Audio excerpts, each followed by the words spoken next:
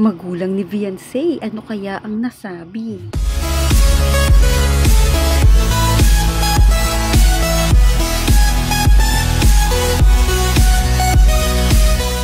Kitang-kita nga po natin ang kaganapan sa first anniversary ng EDSI at another kilig nga po. Kamusta po mga kalingap? Muling nagbabalik ang inyong lingkod, mini vlog, naghahatid ng update tungkol sa mga kalingap.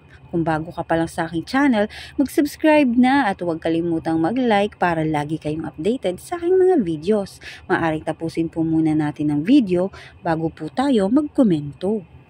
Si Kuya Val nga po ang nagvi-video ng party nga po nito ng EDSI. Nagkaroon nga po ulit ng second kiss itong sila Viancy at Kalingap Edu. Alam naman natin na nirerespeto ni Kalingap Edu ito nga po si Viancy dahil gusto din naman talaga ng mga viewers at request din po ito ni Kuya Val. Kaya pinagbigyan nila Kalingap Edu at Viancy. Grabe nga po ang hiyawan ng mga tao doon at talaga namang kinikilig ang lahat. Dito naman po tayo tungkol naman sa reaksyon ng magulang ni Viancy patungkol nga sa second kiss nga nito ni Kalingap Edu. Nakikita naman din po natin na nirerespeto din ng mga magulang ni Viancy. Ito nga pong si Kalingap Edu at kitang-kita din natin na nagpapaalam nga din itong si Kalingap Edu sa magulang ni Viancy tuwing may alis sila o may vlog na gagawin. Kaya talagang pabor po at okay naman sa magulang ni Viancy. Ayon naman sa magulang ni Viancy ay basta maihatid ng maayos ito nga pong si Viancy sa kanila. Nakikita nga po natin na nagtitiwala nga itong mga magulang ni Viancy dito nga po kay Kalingap Edu. Sa tingin ko naman ay botong-boto talaga itong magulang ni Viancy kay Kalingap Edu. Pero syempre, number 1 pa rin talaga sa magulang ni Viancy ay makapagtapos nga po itong si Viancy ng kanyang pag-aaral. Alam naman natin na wala pang legal age itong si Viancy kaya mas maganda na mag-focus muna itong sa pag-aaral dahil si Kalingap Edu ay andyan lang naman palagi at handang tumulong sa kanya.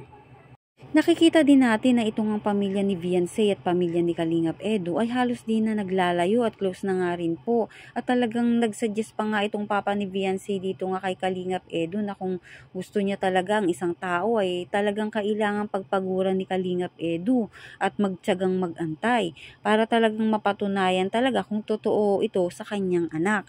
Kaya nga yung payo nga ng papa ni Viancy tungkol nga kay Kalingap Edu ay magtiyaga lang. At kita din naman natin na sinusuportahan ito ng papa ni Viancy si Kalingap Edu. Pagdating nga po dito sa kanyang anak. Mukhang mapapatigil na siguro itong si Kalingap Edu sa panliligaw, di ba? Dahil parang mukhang may something na talaga yung dalawa. Yun nga yung inaabangan ng lahat na maging legal na sila. Dahil alam naman natin kung gaano ka-sincere itong si Kalingap Edu kay Viancy. At alam din natin na si Viancy ay talagang may crush nga po dito kay Kalingap Edu. Kaya lalo tayong kinikilig sa kanilang tambalan. Yan ang ating aabangan mga kalingap. Kayo, ano ang masasabi nyo?